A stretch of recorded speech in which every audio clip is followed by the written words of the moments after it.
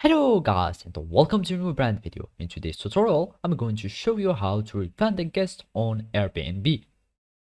So the first thing to do is to go to your browser, either it was Google Chrome, Mozilla Firefox, Microsoft Edge or any browser, and then you will need to go to airbnb.com.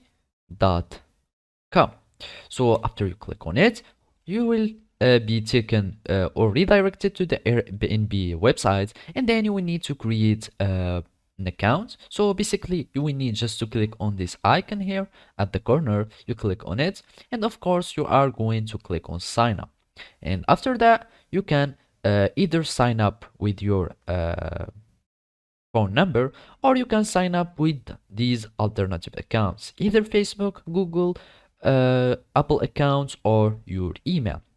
So basically I'm just going to continue with my Google account, and then I'm just going to choose this account and I'm going to log in. So basically when you are going to create your account, all you need to do is to log in into your account and then just follow these simple steps.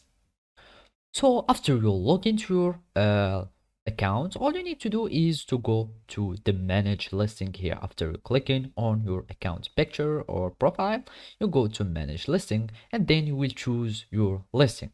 And basically after that you will need to go to the pricing and availability and edit like the refund policies. So basically we need to search for refund and policies or in it here.